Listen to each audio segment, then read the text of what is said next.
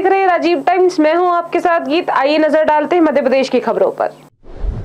भोपाल के बरखेड़ी कला में आयोजित जैविक खेती कार्यशाला में मुख्यमंत्री डॉक्टर मोहन यादव ने प्रदेश में जैविक खेती को बढ़ावा देने के लिए बड़ा ऐलान किया। उन्होंने जैविक खेती को उद्योग की तरह विकसित करने और वन मेला व्यापार मेला की तर्ज पर जैविक उत्पाद मेला आयोजित करने की बात कही, जिससे किसानों को अपने उत्पाद का बेहतर बाजार मिल सके। कार्यशाला में मुख्यमंत्री डॉक्टर मोहन यादव ने कहा कि जैविक और प्राकृतिक खेती को बढ़ावा देने के लिए सरकार पूरी तरह से प्रतिबद्ध है। उन्होंने किसानों से रासायनिक खादों के उपयोग को कम करने और नवीन तकनीकों को अपनाने की अपील की। सीएम ने कहा कि जैविक खेती के लिए नए मेले और जागरूकता कार्यक्रम आयोजित किए जाएंगे, जिससे ज्यादा से ज्यादा किसान उससे जुड़ सके।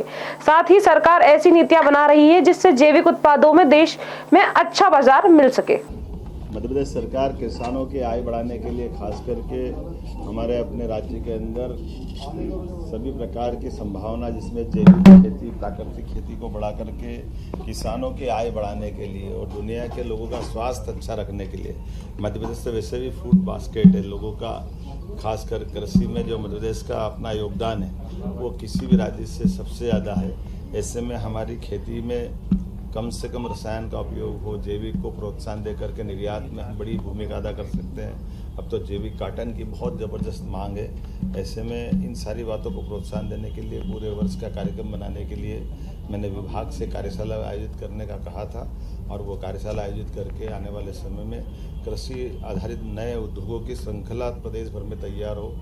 जैविक खेती, प्राकृतिक खेती को प्रोत्साहन देने के लिए जैसे पिछली बार 30,000 हेक्टेयर का इसमें टारगेट था, अब की बार हमने कहा कि 1 लाख तक बढ़ाइए और 5 साल में इसको 5 गुना करना है। कुल मिला करके हम अपने उद्देश्य की प्राप्ति करें। मैं अपनी सरकार की ओर से कह सकता हूं कि ये हमारा कृषि आधारित किसानों का राज्य है।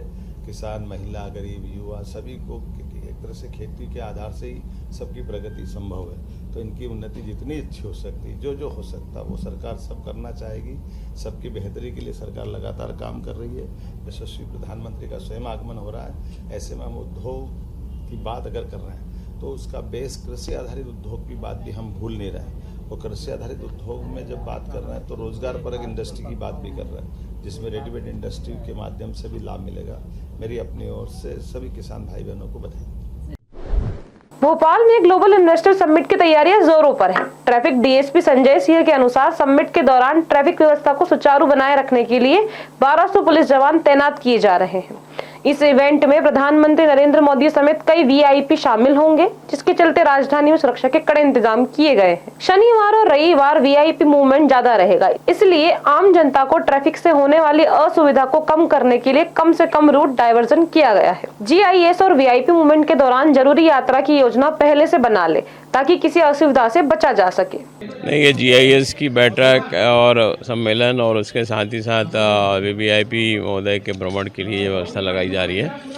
और अभी क्योंकि वीवीआईपी महोदय का रिहर्सल किया जाना है, इसके लिए बल भेजा जा रहा है हमारे द्वारा पूरे मार्ग पे। उसके साथ ही साथ जो जीआईएस का कार्यक्रम स्थल है वहाँ, जो उनके जीआईएस का पार्किंग स्थल है वहाँ तकरीबन 14 पार्किंग स्थल है उन पे। और इसके साथ ही साथ जिन रास्तों से गेस्ट वगैरह को आना है पार्किंग में भाग लेने के लिए, सम्मेलन में भाग लेने के लिए, उन सभी मार्गों पर व्यवस्था लगाई गई है।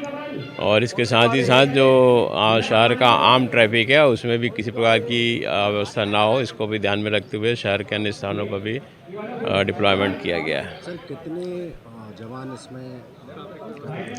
अभी लगभग 1200 के लगभग जवान जो है पूरे यातायात व्यवस्था को संभालने में लगेंगे। ये जो सर डाइवर्सन रूट है, तो इससे आम लोगों के ऊपर क्या, मतलब आप उन्हें कैसे मेंटेन करेंगे? नहीं, मेंटेन हम देखिए, वीवीआईपी का कार्यक्रम जो है सैटरडे और संडे को है। सैटरडे को आएंगे और संडे को जाने का है। उस दौरान जो है घंटे भर का जो समय रहता है उसमें ट्रैफिक डाइवर्ट होगा, बाकी शेष समय पे ट्रैफिक चालू रहेगा। अनावश्यक रूप से किसी भी जगह डाइवर्सन पॉइंट नहीं किया जाएगा। और जो जीआईएस का कार्यक्रम चलेगा वो पृथक स्थान पे है, उसके लिए भी किसी प्रकार का रोड डाइवर्सन नहीं किया जाएगा। हाँ, या बिल्कुल, उनके लिए पहले से हमारा सभी स्कूलों से संपर्क है और जो स्कूल रूट में पढ़ रहे हैं और जहाँ पे परीक्षाएं होनी है उनके लिए हमने मैसेज अलग से दे दिया है और सभी से उनके जितने भी लॉजिस्टिक के मैनेजर्स हैं उनसे सभी से चर्चा हो गई है। प्रिंसिपल्स वगैरह से भी हम संपर्क में हैं और एक तो समय से पूरा आने के लिए प्रशासन के द्वारा और खुद स्कूलों के द्वारा भी ये प्रयास किया जा रहा है कि बच्चों को समय से पहले बुलवाएं। लेकिन यदि इसके बाद भी हमने कहा है कि यदि इसके बाद भी यदि कोई किन्हीं कारणों से लेट हो जाते हैं या पहुंचने में उनको समस्या होती है तो भी ऐसे बच्चों को हम ट्रैफिक से निकालेंगे और जहाँ पे यदि वीवीआईपी रूट में पड़ रहा है तो वहाँ से भी उनको क्रॉस ओवर करने का समय दिया जाएगा ताकि वो अपने परीक्षा स्थल पहुँच सकें। प्रधानमंत्री जी के कार्यक्रम के लिए आपने किस तरीके की रूपरेखा तैयार की? प्रधानमंत्री का उनका तो निर्धारित प्रोटोकॉल होता है। प्रोटोकॉल के अनुसार जो जितनी भी व्यवस्थाएं की गई हैं पूरे मार्ग में डिप्लॉयमेंट किया गया है सभी मोड़ों पे और हाई राइज बिल्डिंग्स इन सभी पे उनकी सुरक्षा व्यवस्था को दृष्टिगत रखते हुए व्यवस्था लगाई। अलीराजपुर जिले में कक्षा 10वीं के नाबालिग छात्र के साथ एक मनचले शिक्षक ने जबरदस्ती की। पुलिस ने मामला दर्ज कर आरोपी शिक्षक को गिरफ्तार किया है। अलीराजपुर जिले में शिक्षक ने कक्षा 10वीं का छात्र हॉस्टल में बस से घर की ओर जा रहा था। छात्र के साथ उसका शिक्षक खेमराज भैडिया भी जा रहा था। शिक्षक द्वारा छात्र के साथ जबरदस्ती उसके साथ बेहद अश्लील हरकत की गई। वहीं छात्र सीट छोड़कर भागने लगा तो टीचर ने धमकी दी कि यदि किसी को बताया तो जान से मार दूंगा।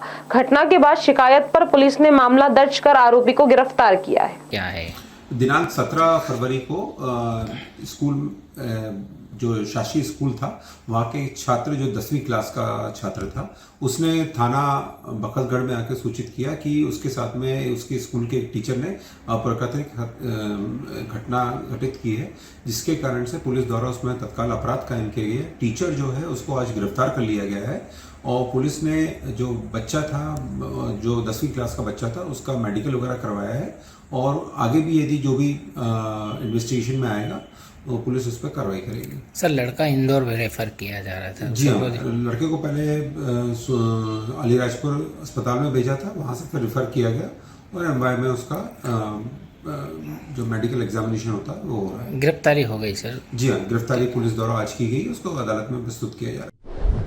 फिलहाल खबरों में इतना ही। देखते रहिए राजीव टाइम्स।